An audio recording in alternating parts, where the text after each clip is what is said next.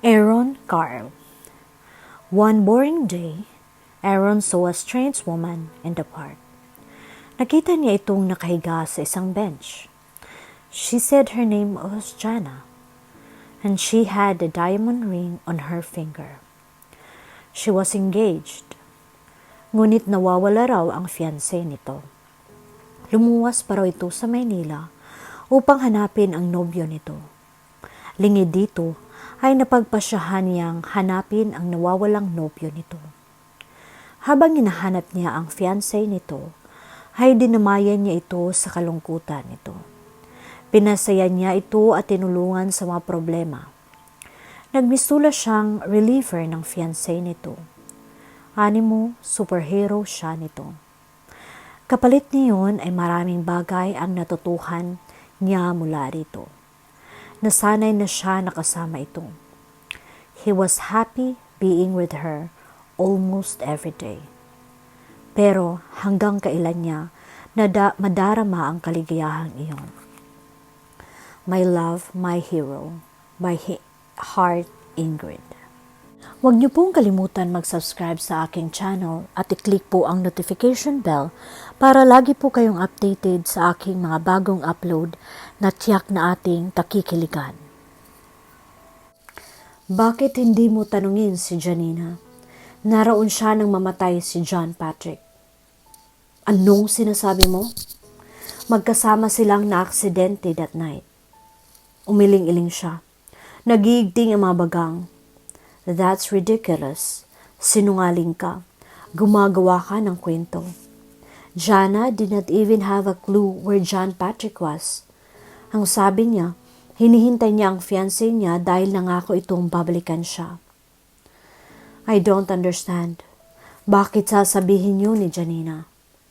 Magkasama sila sa isang kotse nang mangyari ang aksidente. It was raining hard that night. Kaya naisip ng mga pulis na nag-imbestiga sa nangyari na nang dahil sa bilis ng pagmamaneho ni John Patrick ay dumula sa mga gulong ng kotse niya at nahulog sa bangin. My brother suspectedly died on the spot. Natagpuan siyang nakayakap kay Janina. His back was severely crushed. Parang sadyang niyakap niya si Janina para hindi ito masaktan. Janina came out alive with minimal bruises and a little cut on the head. Natagpuan siyang walang malay habang ang kapatid ko ay wala ng buhay. Hindi siya makapaniwala sa narinig. I swear to God I'm telling the truth. Kung hindi ka naniniwala sa akin, mag-imbestiga ka. Pumunta ka sa Tanuan Police Station at ipagtanong mo ang kaso ng pagkamatay ng kakambal ko. Mukhang nagsasabi nga ito ng totoo. Pero bakit parang walang alam si Jana sa nangyari? Pero bakit hindi alam ni Jana na wala ng boyfriend niya?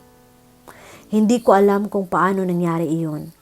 Bigla na lang nawala si Janina sa kwarto niya sa ospital as soon as she regained consciousness. Hinanap namin siya pero hindi namin siya nakita.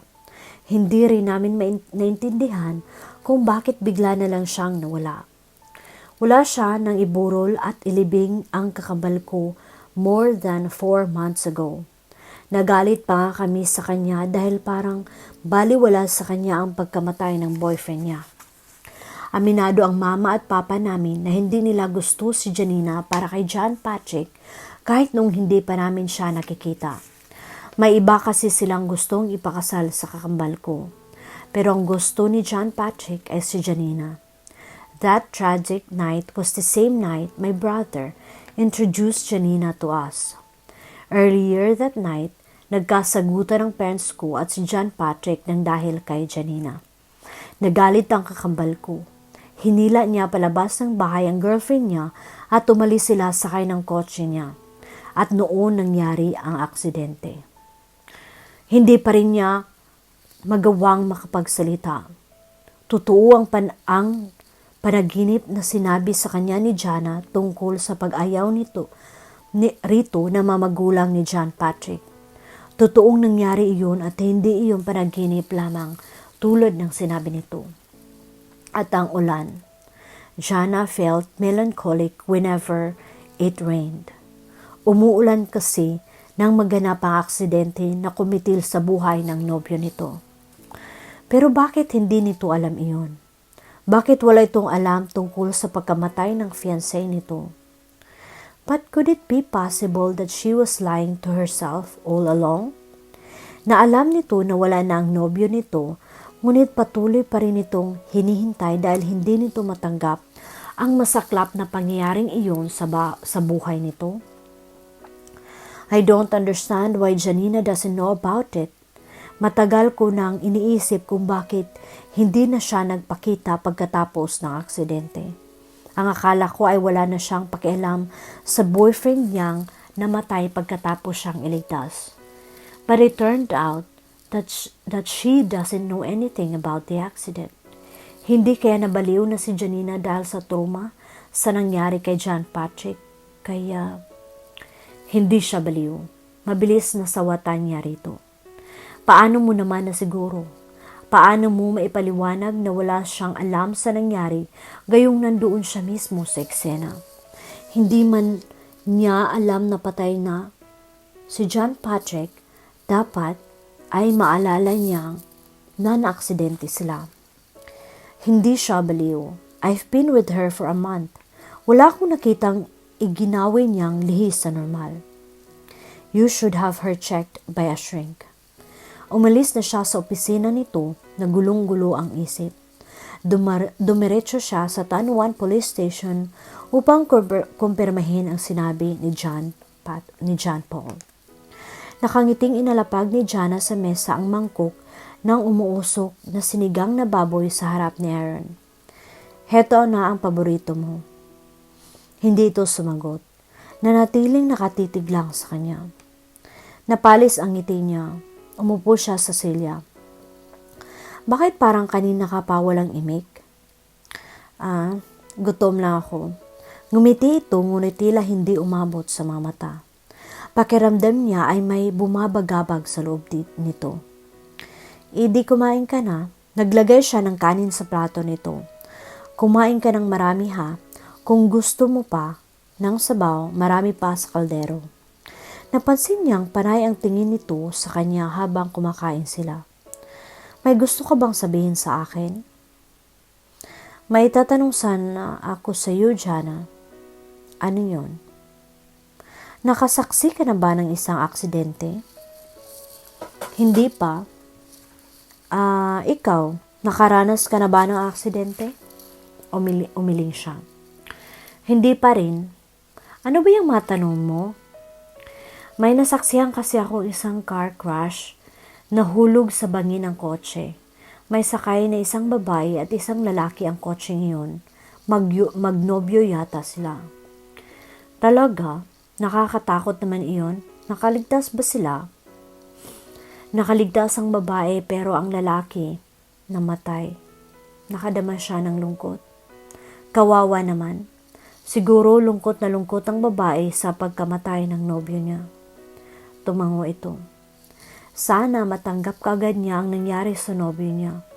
Hindi madali iyon lalo na kung mahal na mahal niya ang lalaki. Pero sana makaya niyang tanggapin ang katotohanan na wala na ang mahal nito. Hindi ito umimik. Nakamasid lamang ito sa kanya. Itunuloy na niya ang pagkain. Hindi niya maintindihan kung bakit tila naapektuhan siya sa ikwinento nito. Hinihintay mo pa rin ba si John? Tanong nito maya-maya. Hindi kaagad siya nakasagot. Minahal niya si John noon. Naging malaking parte ito ng buhay niya. Kaya lamang ay nagbago na ang damdamin niya.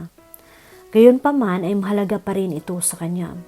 Napatawad na niya ito sa pagbali sa pangako nito. Kapag nagkita uli sila, gusto niyang maging malapit na magkaibigan sila. Oo, pagsisinungaling niya. Gaya ng unang sinabi niya sa sarili ay hindi dapat malaman ni Aaron na mahal niya ito. Makakasira iyon sa pagkakaibigan nila. Hindi mo ba naisip na baka wala ka nang hinihintay? Maglilimang buwan pa lang mula nang umalis siya, pwede pa siyang bumalik. Paano kung may iba na siyang mahal o kaya patay na siya? Huwag mong sabihin yan. Hindi siya patay. Paano mo naman nasiguro? Hindi siya nakasagot. Tuwing naisip niya ang posibilidad na iyon ay hindi niya tinatanggap sa kanyang isip. Pero paano nga kung patay na si John, kaya hindi na siya binabalikan nito? Basta, hindi siya patay. May nabanaag siyang simpatya sa mga mata nito. Matatanggap mo ba kung sakaling wala na siya? Noon nangilid ang mga luha niya. Alam niyang iiyak siya kapag nalaman niyang wala na si John. Ayokong pag-usapan yan, kumain na tayo. Kaibigan mo ako, diba? Sana maging tapat ka sa akin. Sana sabihin mo sa akin ang nararamdaman mo. Ang mga bumabagabag sa iyo. Handa akong makinig. Nasabi ko na sa iyo ang problema ko. Wala na akong ibang sasabihin pa. Hindi niya maaring sabihin dito ang damdamin niya para dito dahil alam niyang magdudulot lamang iyon ng problema sa pagitan nila. Kung ano man ang dahilan ni John, kung bakit hindi siya nakabalik para tuparin ang pangako sa iyo, sana matanggap mo yon. Gusto kong pilitin mong tanggapin ang katotohanan kahit gaano man kasakit. I need to talk to her and do a few examinations before I could tell her exact condition. Tumango-tango si Aaron sa sinabi ng psychiatrist na pinuntahan niya upang mahinga ng opinyon tungkol sa kondisyon ni Jana. Hindi niya alam kung paano dadalhin si Jana sa isang doktor upang may pasuri ang kung anuman ang nangyayari dito. Tiyak kasing magtataka ito. Hindi pa niya masabi rito ang natuklasan niya tungkol kay John Patrick dahil nahiwagaan pa rin siya. Hindi pa rin niya maintindihan kung bakit hindi alam ni Jana ang tungkol sa nangyaring aksidente a couple of months ago. Unti-unti ay iniimbestigahan niya si Jana at natuklasan niyang hindi ito nagsisinungaling o itinatago lamang ang kaalaman nito tungkol sa nangyaring aksidente. Totoong wala itong nalalaman. Pero ano sa tingin niyo ang mga posibleng kondisyon niya? Base sa paglalarawan mo sa kanya, wala naman akong nakitang signs ng serious mental disorder. At base rin sa kwento mo tungkol sa nangyayari sa kanya, tatlo ang naisip kong posibleng kondisyon niya. But I have to see her first to create reliable studies about her condition. Ano-ano ang mga yun? First, she might be suffering from repressed memory syndrome. Repressed memory syndrome? Repressed is originally a defense mechanism. This is where a person unconsciously puts a certain unpleasant memory unavailable for recall. But sometimes, nade-develop ito into a certain form of amnesia na hindi na niya maalala ang isang particular na pangyayari sa buhay niya. Second is the possibility of having lacunar amnesia, a loss of memory of a specific event. For some reason, there was a gap in the record of memory. At ang pangatlo, pwedeng meron siyang dissociative amnesia. Dissociative amnesia? Ito ang klase ng amnesia na hindi nakukuha sa head or brain injury kundi sa emotional or psychological trauma. Sa kwento mo, parang ang particular moment lamang kung saan siya na aksidente kasama ang nobyo niya ang hindi niya naaalala. Localized dissociative amnesia ang tawag kapag hindi ma-recall ng isang tao ang nangyari sa kanya sa isang limitadong panahon following a traumatic event. Kung ganoon, kung dissociative amnesia ang mayroon siya, dapat ay naalala niya ang mga nangyari prior to the accident. Tama ba ako? Pero hindi niya naalala maging iyon. Ni hindi nga niya naalala na nagkita sila ni John Patrick dito sa Manila. In fact, she is still waiting for him. Bakit sinasabi niya na panaginip lamang ang mga eksenang nangyari bago ang aksidente, tulad ng pagpapakilala sa kanya ng nobyo niya sa mga magulang nito. That's a different angle to look at. She probably thought that everything that has happened before her memory had temporarily stopped. Recording events were just dreams or illusions and did not really take place. Pwedeng resulta iyon ng kanyang trauma o nasa state of confusion siya ng mga oras na nagaganap ang mga pangyayaring iyon, kaya hindi malinaw na na-record sa memory niya ang mga iyon, lalo pa at nasabi mong natagpuan siyang walang malay. Sometimes, certain events that were not recorded properly or strongly enough in our memory vanished away like they never happened. At kung babalik iyon sa alaala natin, may isip nating panaginip lang yun. Tumango-tango siya. May amnesia nga siguro si Jana. Bring her here para makapagkandak ako ng series of tests sa kanya at para masubukan nating i-recover ang nawalan niyang alaala kung nagkaroon nga siya ng amnesia. Gaano kaya katagal bago bumalik ang memory niya? I'm not sure. It depends on the level or severity of her condition. Pwedeng mabilis, pwedeng matagal. Depende sa pagresponde niya sa psychotherapy sessions. Pwede rin namang hindi na kailanganin pa ng medical treatments. Pwede kasing kusang bumalik na lang ang alaalang nawala sa kanya. Exposure to things or places that have connection to her lost memory could help. Bigla siyang may naisip na ideya. Dadalhin ko siya sa pinangyarihan ng aksidente. Tumango ito. Kung magkakaroon siya ng recognition sa lugar, may chance na ma-recover niya ang nawalan niyang alaala. Pero dapat, maging handa ka sa magiging reaksyon niya kung sakaling bumalik na ang alaala niya. The reason why she had that disease was because she was traumatized. Baka magkaroon siya ng emotional breakdown. She has to be emotionally prepared for it. Ano ang magagawa ko para maging emotionally prepared siya? Pasayahin mo muna siya bago mo siya dalhin sa lugar na iyon. O sabihin ang totoong nangyari sa nobya niya. Kapag masaya siya, ay mataas ang positivity level niya. Mas maliit ang risk na magkaroon siya ng emotional breakdown. Saan tayo pupunta? Tanong ni Jana kay Aaron. Hila-hila siya nito sa kamay nang lumabas sila ng elevator. Dinala siya nito sa gusali ng Villaland sa hindi niya malamang dahilan. Basta, tugon nito. Narating nilang rooftop ng gusali, napakunot no siya. Anong gagawin natin dito? Ngumiti ito. Ano pa? Idi mag-stargazing? Sa kalamang niya, tiningala ang langit. Napakaraming bituin. Tila mas malalaki iyon kaysa kapag nasa bubong siya ng bahay ng kanyang ninang. Napakaliwanag ng mga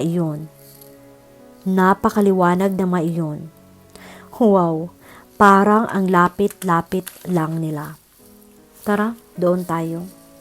Sinundan niya ng tingin ang itinuro nito. May tilang nakalatag sa sahig ng rooftop. Hinila siya nito palapit doon. May malaking plastic bag doon ng isang convenience store at isang teleskopyo. Upo tayo. Inalalayan siya nito paupo. Saka inilabas ang laman ng plastic bag. Mga sitsirya iyon at soft drinks in can. Aba, talagang may pagkain pa. This is a picnic under the stars. Halatag hindi mo pinagplanuhan ito Tumawa lang ito. Hiniabot nito sa kanya ang teleskopyo. Ginamit niya iyon at muling napawaw siya. Ang laki-laki nila, ang gaganda. Nagbukas ito ng isang plastic ng sitsirya at soft drinks. Saka inaabot sa kanya. Nagsimula silang kumain habang tumatanaw sa mga bituin. Aaron, bakit mo ginagawa ito? Bakit mo ako pinag-aaksayahan ng panahon? Dahil mahalaga ka sa akin. Magkaibigan tayo, di ba? kaibigan lang. Kaya wala siyang karapatang maghangad ng higit pa roon. Gayunpaman ay masaya na rin siya dahil mahalaga siya para dito. Salamat. Maraming salamat sa lahat-lahat ng nagawa mo para sa akin. Masaya ka ba? Masayang masaya. Hindi mo lang alam kung gaano mo ako napapasaya tuwing magkasama tayo. Talaga, napakabait mo talaga. Napakaswerte talaga ng babaeng mahal mo. Naisip niya ang babaeng nakita niyang kadate nito sa isang restaurant. Siguro, tuwing hindi sila nagkikita ni Aaron, ay ito ang kasama ng binata. Wala itong sinabi, tumitig lamang sa kanya. Sinubuan niya ito ng chips. Napakaswerte ko na kaibigan kita. Sana maging magkaibigan tayo habang buhay. Sana maging superhero kita habang buhay. You are very soft-hearted, Jana. Gusto ko ang pagiging malambot mo. It just shows how very nice a person you are. May mga pagkakataon na kailangan nating maging matigas. Sana matutuhan mong maging matatag sa mga pagsubok sa buhay dahil sa huli, ang sarili mo pa rin ang pinakatutulong sa'yo. Nakuha niyang ibig sabihin nito. Hindi ito ang maaring maging superhero niya habang buhay. Hindi ito habang buhay na naroon para samahan, pasayahin at talagaan siya. May isang babae na mas may karapatang angkinin ito bilang superhero. Hindi siya ang babaeng iyon. Kaya tama ito. Kailangan niyang matutuhang maging matatag para sa kanyang sarili. I want you to be a strong woman, Jana. Alam kong kaya mong maging matatag. Ipangako mo sa akin, Jana, na kahit anong pagsubok na dumating sa buhay mo, pipilitin mong bumangon at labanan ang mga pagsubok na iyon. Ngumiti siya. Alam niyang para din sa kanya ang gusto nitong mangyari. Oo, Aaron, pipilitin kong maging matatag para sa iyo. Ngumiti rin ito. Tumayo siya at lumakad palapit sa batong harang. Pumikit siya at dinama ang paghampas ng hangin sa kanyang mukha. Naramdaman niya ang pagtabi nito sa kanya. Alam niyang hindi habang buhay na nasa tabi niya si Aaron. Balungkot siya kapag nag-asawa na ito at kapag bumalik na siya sa buhol. Ang sabi nito ay kailangan niyang maging matatag. Sisikapin niyang sundin ito. Kahit masakit sa kanya, ay pipilitin niyang tanggapin na hindi ito habang buhay na nasa tabi niya. Aaron, pwede ba kitang yakapin? Tanong niya rito habang nakapikit. Alam kong hindi ka habang buhay na nasa tabi ko. Kaya kung sakaling magkalayo tayo, gusto kong maalala ang presensya mo. Gusto kitang yakapin para buunin ko sa alaala ko ang mga sandaling nakasama kita. Nang dumilat siya at balingan ito, ay may nabanaag siyang kalungkutan sa mga mata nito. Kumilos sa mga kamay nito at hinila siya palapit dito. Niyakap nila ang isa't isa. Napakasarap ng pakiramdam na makulong sa mga bisig nito at madikit ang pisngi sa malapad na dibdib nito. Kung maaari lamang na araw-araw siyang yakapin nito, kaya lamang ay mananatili na lamang na isang pangarap iyon. Naramdaman niya ang paghalik nito sa kanyang buhok at ang paghigpit pa ng yakap nito.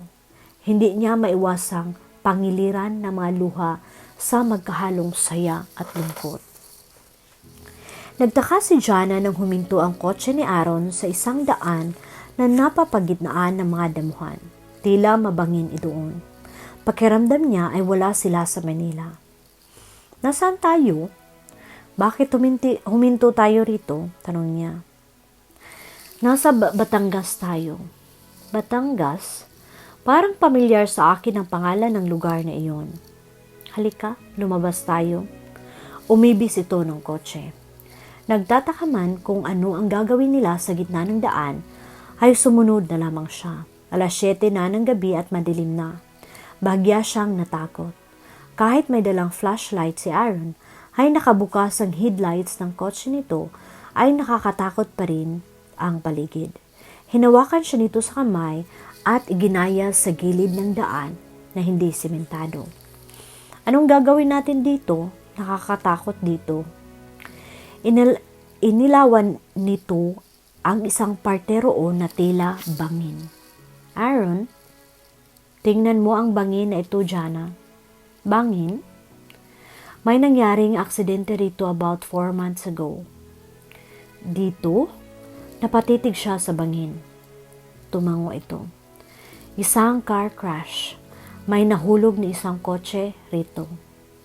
Magtatanong sana siya, ngunit bigla ay may isang malabong gumagalaw na imahe ang nag-flash sa isip niya. Napapikit siya.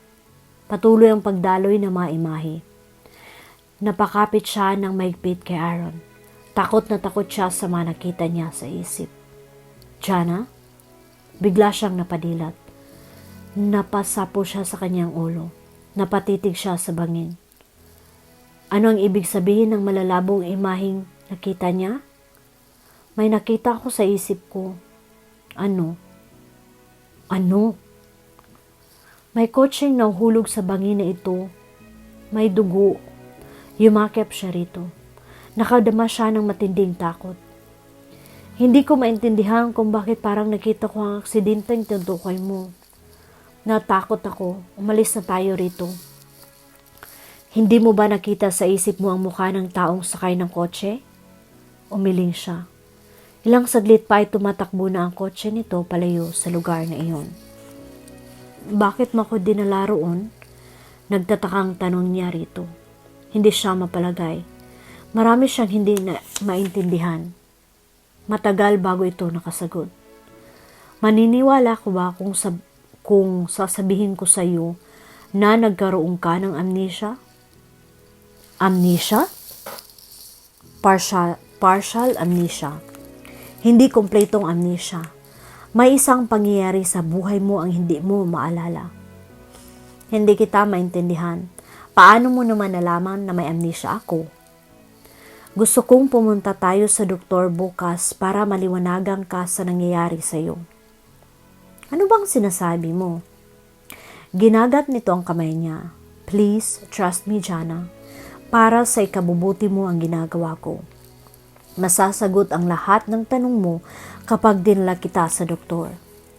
Hindi pa rin nawala ang pagkakakunot ng noon niya, ngunit hindi na siya nagtanong pa. Nagtitiwala siya kay Aaron. Kung ano man ang nangyari sa kanya, ay alam niyang hindi siya pababayaan ito. She has repressed memory syndrome and dissociative amnesia. Narinig ni Jana na sabi ng doktor kay Aaron.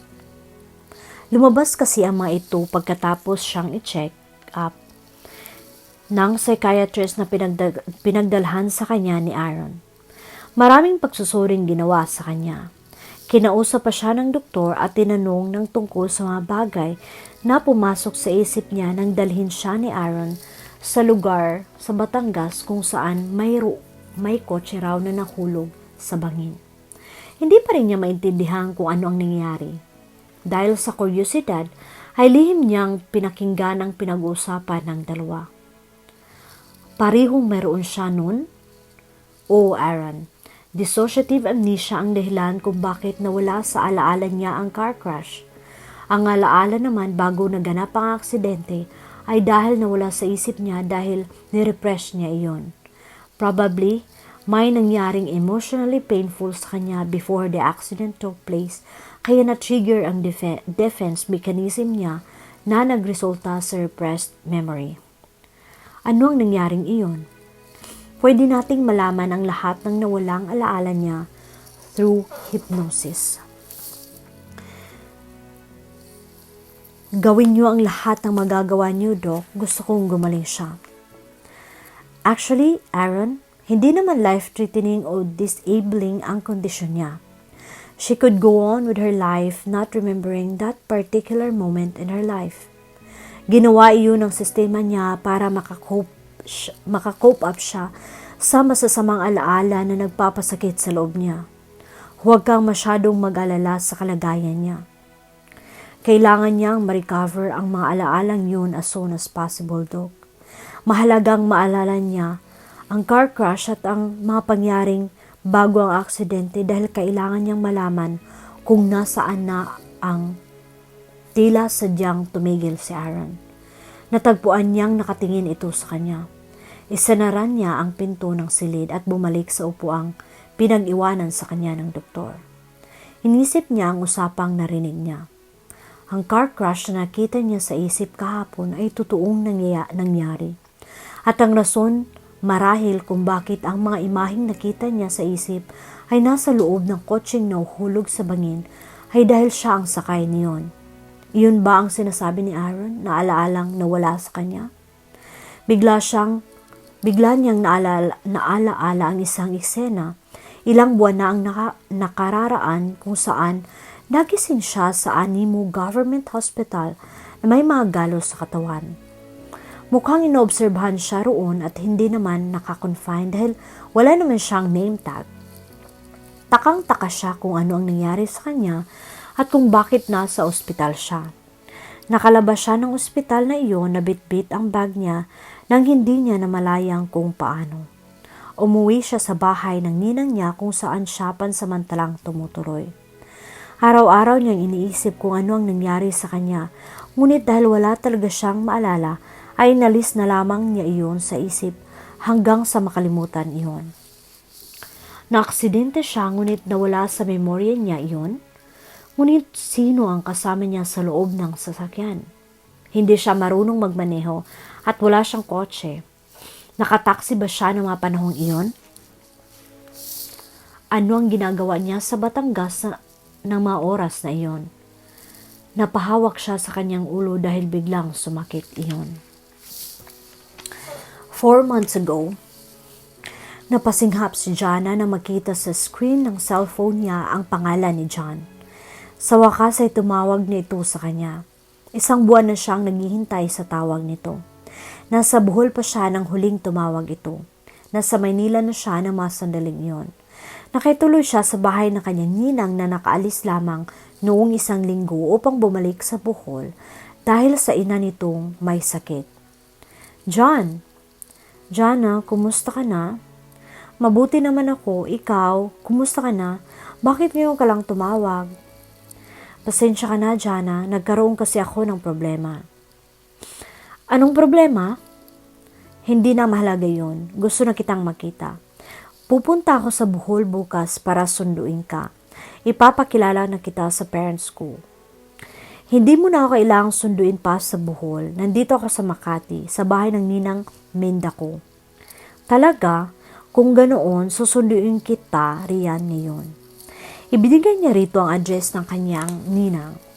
5:00 ng hapon nang sunduin siya nito. Dinala siya nito sa Batangas kung saan nakatira ang mamagulang nito. Napakasaya niya habang papunta sila sa Batangas, ngunit nang dumating sila sa bahay ng mamagulang ni John, ay nawala ang saya niya. Hindi siya gusto ng mamagulang nito.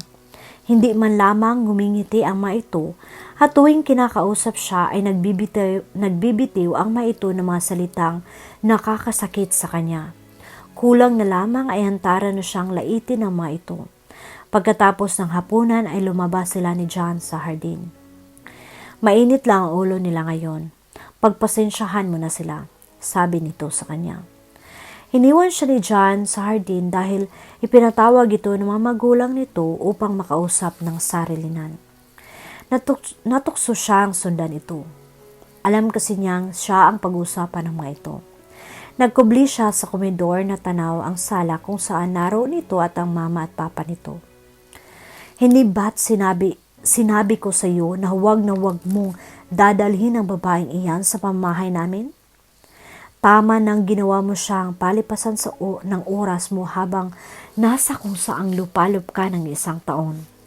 Pero hindi kami makakapayag na maging parte ng pamilya natin ang babaeng yan, John Patrick. Hindi ko siya gustong maging nobya mo, lalo na ang maging asawa mo, wika ng ama nito. Hindi mo siya pwedeng pakasalan, John Patrick. Alam mong may obligasyon ka sa pamilya. At yun ay ang pakasalan si Genevieve para maisalba natin ang papalugi nating negosyo. Kapag hindi mo siya pinakasalan ay alam mo ang mangyayari sa atin. Maghihirap tayo. Mamamatay ang lolo mo dahil hindi natin masusuportahan ang pagpapagamot niya. Wika naman ang ina nito. Bakit hindi na lang si John Paul ang ipakasal niyo kay Genevieve para isalba ang buhay ng pamilyang ito? Dahil alam mong ikaw ang gusto ni Genevieve. Ang akala ko ay nagkakaintindihan na tayo nang pumayag kang makipag-date sa anak ng taong tutulong sa atin upang maisalba ang kabuhayan natin. Pero ginulat mo kami sa pagdadala mo sa babaeng iyan, Tito. Lumuluhang umalis siya mula sa pinagkukubilihan at bumalik sa pinag-iwanan sa kanya ni John. Paulit-ulit na umalingaw-ngaw sa isip niya ang mga sinabi ng mga magulang nito. Hindi sila maaring magpakasal ni John dahil ayaw sa kanyang mga magulang nito at may obligasyon ito sa pamilya nito. Nang balikan siya ni John sa hardin ay niyaya na siya nitong umalis. Mukhang gulong-gulo ito. Hindi ito nagsasalita sa durasyon ng kanilang biyahe. Siya rin ay parang lumulutang ang isip ng mga oras na iyon. Nagsisimulang bumuhos ang malakas na ulan.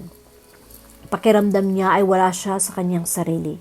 Paulit-ulit pa ring umaalingaw sa isip niya mga sinabi ng mga magulang nito. Hindi sila maaring magpakasal ni John. Hindi sila maaring mag-ibigan. Naramdaman na lamang niya ang pagpatak na mga luha niya. John, I'm sorry. John, paano na tayo? Matagal bago ito sumagot. I'm sorry, Jana. Napatingin siya rito. Anong ibig mong sabihin? Hindi na tayo pwedeng magpakasal. Hindi niya inaasahang marinig iyon. Ang akala niya ay paglalaban siya nito. Na sa kabila ng pagsubok na nakabanta sa kanilang relasyon, ay ang pag-ibig pa rin nito ang mangingibabaw sa puso nito at lalabanan nito ang pagsubok na iyon. Bakit? Hindi mo na ba ako mahal? Mahal kita, pero maraming hadlang. Hindi mo ba kayang labanan ang mga hadlang na iyon para sa akin? O baka naman hindi mo na ako mahal? Baka habang magkasama kayo ni Genevieve, ay napamahal na rin siya sa iyo. Kaya hindi mo ako tinatawagan ng isang buwan ay dahil sa kanya, di ba? Narinig mo ang usapan namin? Sabihin mo sa akin, John, mahal mo ba talaga ako? Mahal kita, Jana. Gusto kitang makasama. Pero hindi lahat ng mga bagay na gusto natin ay pwede nating gawin. May mga bagay na kailangan nating gawin kahit hindi natin gusto. Pakakasalan mo si Genevieve? Susundin mo ang utos ng mga magulang mo? Narinig mo ang sitwasyon namin, Jana. Hindi ko sila pwedeng pabayaan. Maghihirap sila. Hindi ko pwedeng pabayaan ang lolo kong mamatay. Nang bumalik ako rito galing ng Bohol, nalaman kong hindi na pala biro ang sitwasyon ng kumpanya namin. Ganoon din ang kalagayan ng lolo kong may sakit. Tiniis kong kalimutan ka at huwag nang tawagan kahit kailan, pero hindi ko rin kinaya. Tinawagan kita. Iniharap kita sa kanila dahil naisip kong baka kapag nakita kanila ay pagbigyan nila akong makapiling ka. Pero hindi nangyari iyon. Ibig sabihin, bago mo pa man ako tawagan ay may desisyon ka nang magpakasal kay Genevieve. Hindi ito sumagot. Balak mo talagang makipaghiwalay sa akin ngayon? Umiyak siya nang hindi ito sumagot. Sa totoo, ay naunawaan niya ang kalagayan nito. Kaya lamang ay hindi niya matanggap na hindi na sila magkakasama pa. I'm sorry, Jana. Umiyak lang siya ng umiyak habang nakamasid sa malakas na pagbuhos ng ulan. Pumikit siya ng mariin. Nasilaw siya sa liwanag, napadilat siya at nagulat na lamang nang biglang sumagitsit pakaliwa ang kotse. Iyong pala ay umiwas si John sa papasalubong ng sasakyan. Napatili siya ng pakiramdam niya ay wala na sila sa simentadong daan. Tila nauhulog sila. Naramdaman niya ang biglang pagyakap sa kanya ni John. Mahigpit na mahigpit iyon. Naramdaman niyang bumulusok pababa ang kotse hanggang sa mabangga sa kung saan. Nabasag ang salamin at naipit sila sa nayuping unahan ng kotse. John, walang tugon mula rito.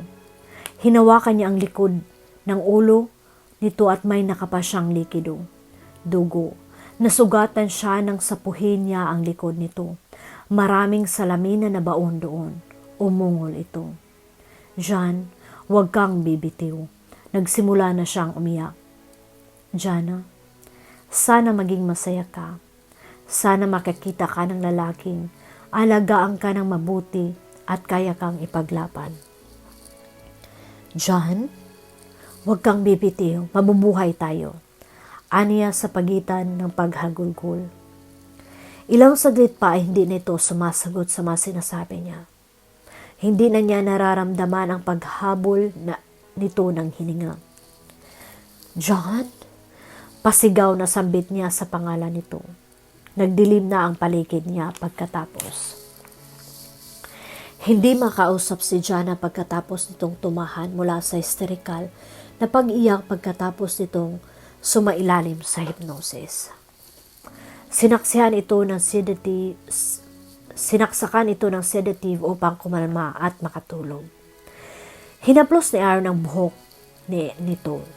Ayon sa doktor, ay na-recover na nito ang nawala nitong alaala. May nakahanda ng treatment plan para dito kung sakaling magresulta sa depression o anxiety disorder ang pagkakatuklas nito sa katotohanan. Sana sa pagising nito ay makarecover kaagad ito at matanggap na nawala na ang lalaking mahal nito.